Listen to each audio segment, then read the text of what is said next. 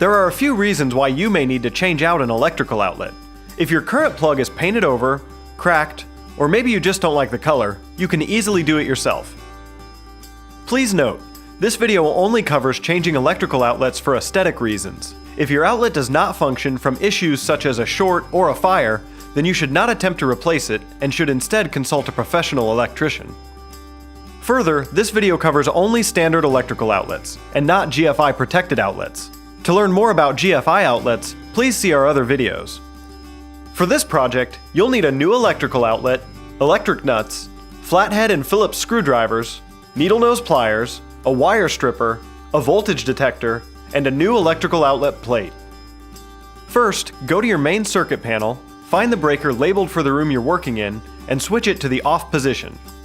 Use your voltage detector to make sure that the outlet has no power. Next, unscrew and remove the plate. Carefully unscrew the screws at the top and bottom of the outlet that hold it in the junction box. Gently pull the entire outlet out of the wall. Make a visual inspection. If you notice any exposed wires, put an electric wing nut on them. Now, find where the wires are attached to the outlet. If it's an old receptacle, you may have to insert a screwdriver in the side to release the wires. On newer receptacles, loosen the screws on the sides just far enough to release the wires. If you can't release them, clip them close to the connection and then carefully strip away the insulation to expose the copper. Make sure the wires aren't frayed at all. If they are, clip the wire and insulation for a clean connection. Curve the wires around the screws, black wires on the hot side and white wires on the other. Be sure to check for labeling on the back. This particular outlet says hot wire on the side with gold screws. Make sure you also attach the ground wire. For the best connection, make sure that enough of the insulation is removed, so that only the copper wire is under the screw when it's attached.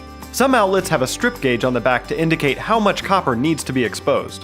With the wires connected to the new outlet, gently push it back into the junction box. Secure it to the junction box and install the new cover plate. But be careful and don't over-tighten the screw as it can crack the plate. Lastly, turn the circuit breaker back on for the room. Test the outlet to make sure it's in good working order, and you're all done. If you have any questions about this process, call Signature Home Inspection at 888-860-2688.